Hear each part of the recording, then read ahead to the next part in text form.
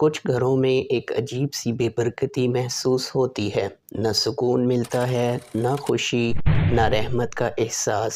بات بات پر لڑائیاں ہو جاتی ہیں، دلوں میں گھٹن سی رہتی ہے اور ہم سوچتے رہتے ہیں کہ شاید یہی ہماری قسمت ہے۔ لیکن ذرا غور کریں تو ہمیں معلوم ہوتا ہے کہ ہم خود اپنی خوشیاں سوشل میڈیا پہ سجاتے ہیں، ہر چھوٹی بڑی چیز دنیا کو دکھاتے ہیں، اور پھر جب کچھ خراب ہو جائے تو کہتے ہیں کہ یار نظر لگ گئی۔ ذرا سوچئے، جب دروازہ ہم نے خود کھولا تو اندر آنے والی نظر کو الزام کیوں؟ اور رسول اکرم صلی اللہ علیہ وسلم نے تو صاف فرما دیا تھا کہ نظر بد حق ہے۔ یہ کوئی وہم نہیں، یہ ایک سچائی ہے جسے ہم آج کی ویڈیو میں سمجھنے والے ہیں۔ لیکن یہاں ایک بات بالکل واضح کر لینی چاہیے کہ ہر بیماری، ہر مصیبت، ہر نقصان نظر بد کی وجہ سے نہیں ہوتا۔ کبھی یہ اللہ کی طرف سے آزمائش ہوتی ہے، کبھی یہ ہماری اپنی غلطیوں کا نتیجہ، جن کی وجہ سے ہم پریشانیوں میں مبتلا ہو جاتے ہیں۔ لیکن نظر بد کو بالکل نظر انداز کر دینا بھی نادانی ہے۔ اسلام ہمیں توازن سکھاتا ہے، اللہ پر توکل بھی کرو، دعا بھی مانگو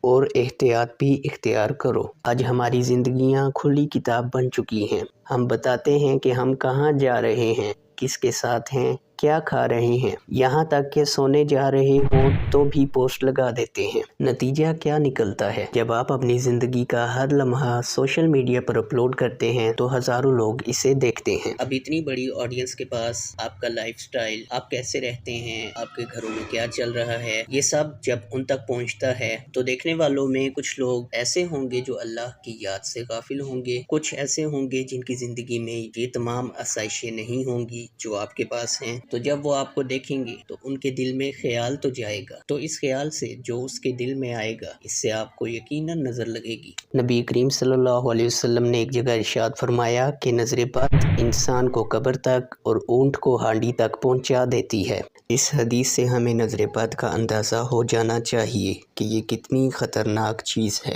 اگر آپ واقعی ہی اپنے گھروں کو نظر بد سے محفوظ رکھنا چاہتے ہیں تو یہ چھوٹی چھوٹی چیزیں اپنی عادت بنا لیں۔ صبح اور شام معوذتین پڑھیں۔ معوذتین یعنی سورہ فلق اور سورہ ناس۔ اس کے ساتھ ساتھ صبح اور شام آیت الکرسی پڑھ کر خود پر اور بچوں پر دم کر دیا کریں۔ کسی کی تعریف کریں تو ماشاءاللہ ضرور کہیں اور اپنی خوشیوں میں خاموشی اختیار کریں۔ دیکھنے میں یہ چھوٹے چھوٹے عمل لگتے ہیں لیکن انہی میں اللہ تعالیٰ نے ہماری حفاظت کا راز رکھا ہے۔